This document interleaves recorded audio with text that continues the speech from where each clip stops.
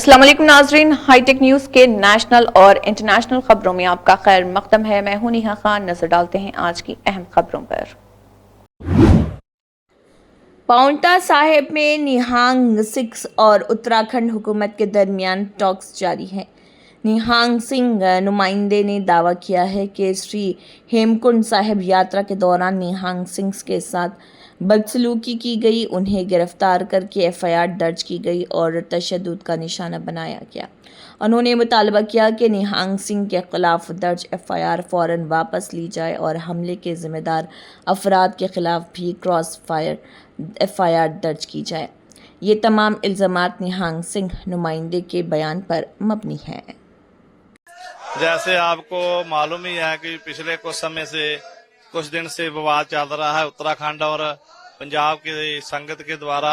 उत्तराखंड में जो हेमकुंड की यात्रा की जाती है उसमें निहंग सिंह का जत्था जो श्री हेमकुंड साहब की यात्रा के लिए जा रहा था, उनके साथ बदसलूकी हुई। उसके बाद उनको प्रशासन ने, पुलिस ने अरेस्ट किया, उन पे तशद्दुद किया, उनको मारा पीटा, 3rd डिग्री जड़ा हुआ टॉर्चर किया। उसके बाद उनको एफआईआर दर्ज करके जो जेल में डाला गया है। उसके लिए समूह निहंग सिंह दल, जैसे बाबा राजा राज सिंह जी अरबा खरबा, उनके जथेदार साहब मेरे पास खड़े हैं। जथेदार तूफान सिंह जी पटियाला से आए हैं।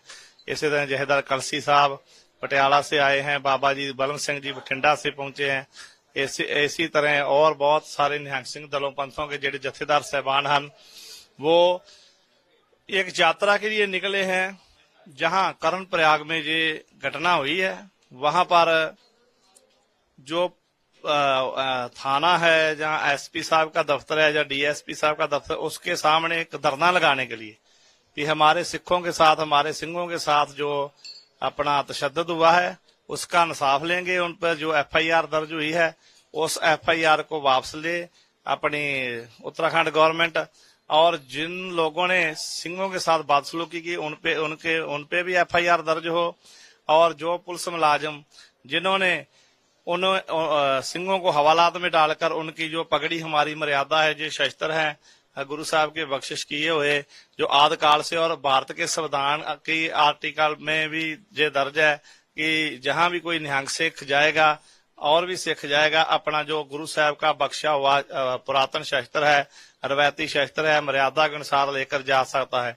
जो शस्त्रों पे टिप्पणी की जा रही है, निहंग सिंह के बाणे पे टिप्पणी की जा रही है, उन दुष्ट लोगों को जल्द से जल्द करड़ी से करड़ी सख्त से सजा दी जाए, उन पे एफआईआर दर्ज हो। ये हमारी मांग लेकर आज हम यहाँ पाउंटा साहब गुरुद्वारा में एकत्रित हो रहे हैं। पहले 25 तारीख को बहुत बड़ा जत्था इधर पहुंचा था। आज दास खुद अपना 200-250 सिंहों के जत्थे के साथ जहां पर आए हैं। आगे का जो मसला है प्रशासन के साथ बातचीत करके, अगर हमको इंसाफ नहीं मिलता, जा लगता कि ये सरकार और जो प्रशासन है हमको इंसाफ नहीं दे रहा, तो हम आगे के लिए रवाना। मुंबई में महाराष्ट्र मिनिस्टर आशीष शेलार ने उद्धव ठाकरे के यावतमाल टूर पर रिएक्शन देते हुए कहा कि ये उनकी पार्टी का इंटरनल मैटर है। उन्होंने तनकीद करते हुए कहा है कि टूर्स और तकब्बुर, भारी स्पीचेस देने के बजाय अपनी पार्टी की हालत पर खुद एहतसाबी मीटिंग्स करनी चाहिए।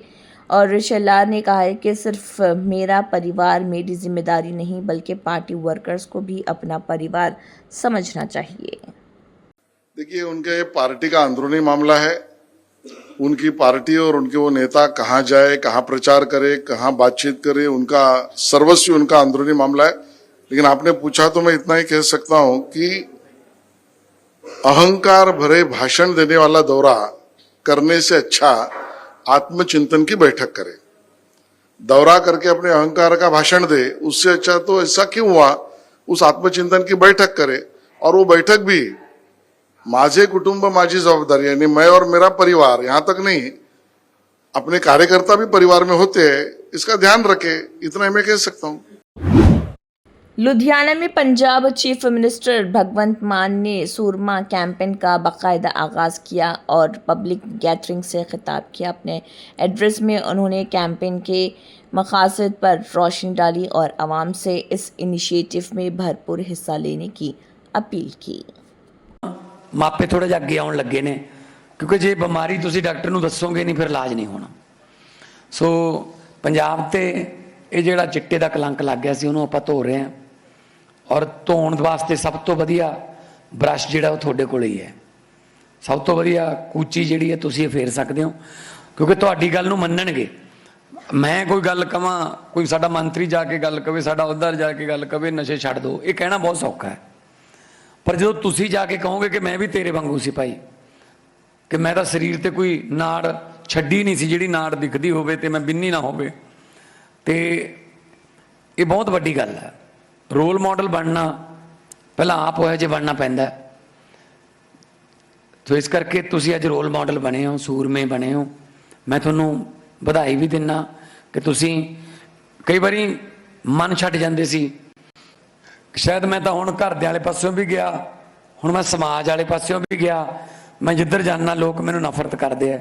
फिर सुइसाइड वाला जिहड़ा मुंडे दस्सिया कि सुइसाइड करने की भी कोशिश की सी।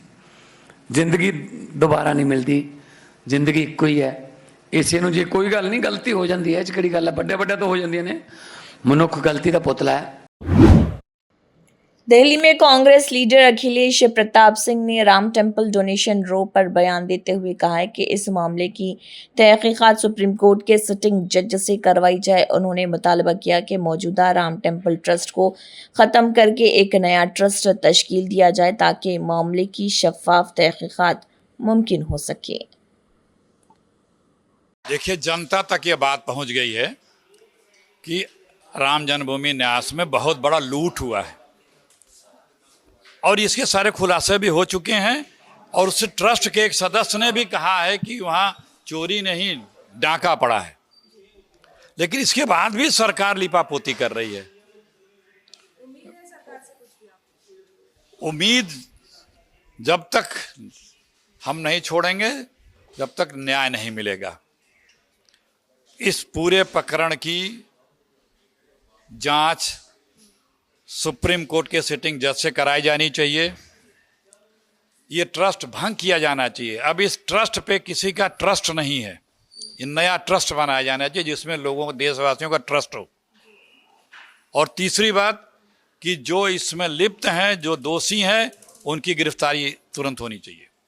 क्योंकि जब छोटे छोटे मामलों में विपक्ष के किसी भी नेता की, किसी भी जिम्मेदार व्यक्ति की, यहाँ तक कि मुख्यमंत्रियों तक की गिरफ्तारी होती है, कर लेते हैं मोदी जी की सरकार, और ये कहते हैं कि अगर इनकी गिरफ्तारी इसलिए ज़रूरी है, कोर्ट में इनकी एजेंसियाँ विरोध करती हैं, जमानत न मिले कि नहीं, अगर इनकी जमानत मिल गई तो ये पूरे प्रकरण को प्रभावित करेंगे, जांच को प्रभावित करेंगे। तो यहाँ सिर्फ सीबीआई, ईडी विपक्ष के लिए है क्या? यहाँ क्यों नहीं है? यहाँ अभी तक इन लोगों की, बड़े लोगों की गिरफ्तारी क्यों नहीं हुई? उसी मंदिर परिसर में कैसे ये लोग बैठे हुए हैं? कैसे निष्पक्ष जांच हो सकती है? गांधीनगर में union home minister Amit Shah ने भारत टैक्सी का लॉन्च किया, जो इंडिया के पहला driver own ride hailing platform है।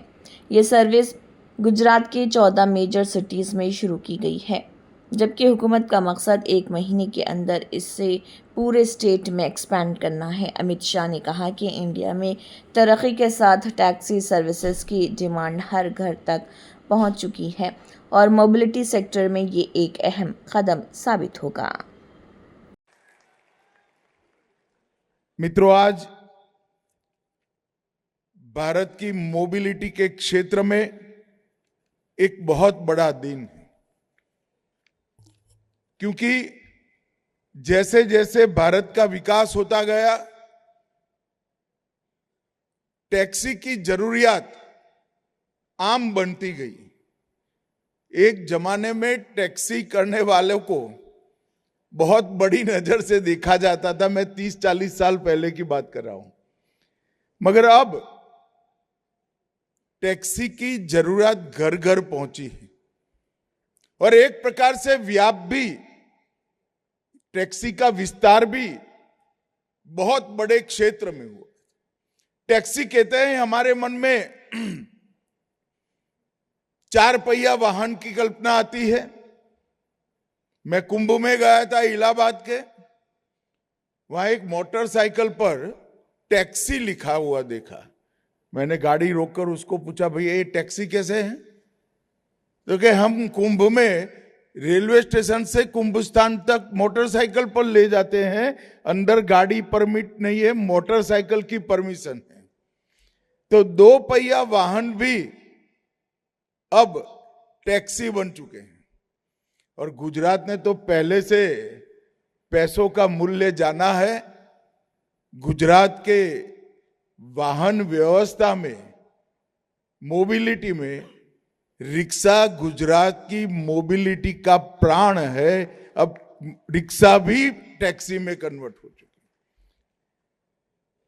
तो टैक्सी का उपयोग और क्षेत्र दोनों बढ़ने के साथ ही अलग अलग प्रकार की कंपनियां आई और कंपनियों ने अलग अलग प्रकार के ऐप बनाकर किराए की टैक्सी के लिए, टैक्सी के वो लोग ड्राइवर कहते हैं, मैं सारथी कहता हूं, दोनों में कंसेप्ट का अंतर यही है।